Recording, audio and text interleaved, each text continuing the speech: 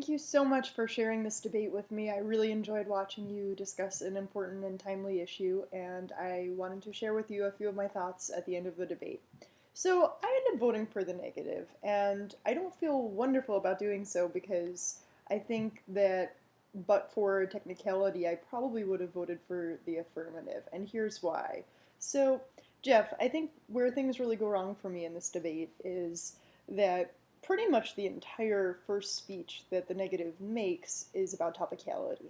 And you never even say topicality in any of your subsequent speeches. And I think if you had maybe even so much as said the word topicality or maybe even just addressed some of the underlying concerns that he had about the way you'd interpreted the resolution, I would feel totally confident voting for you because I don't really think that the negative really does a ton of work in setting forth reasons why I should vote on topicality.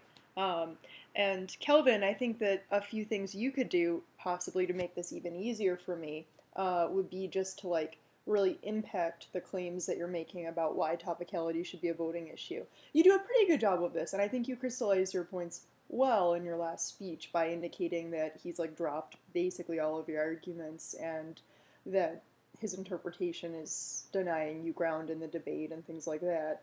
But I think there are some judges who would have a hard time voting for this, even considering what happened here. So I would just say that, like, especially I think emphasizing the fairness and education voters would be really persuasive. I think the education one is probably the most interesting to me, at least.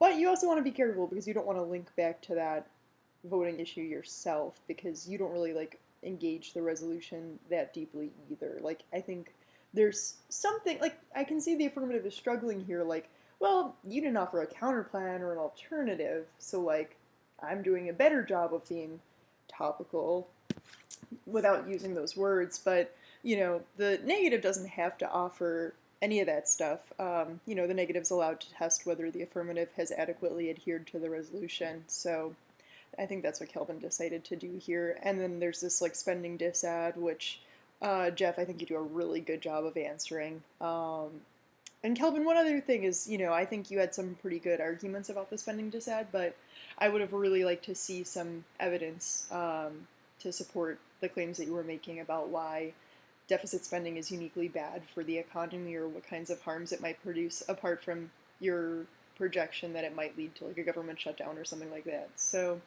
at the end of the debate, it's really, really close. I think that you both did an excellent job and were well prepared.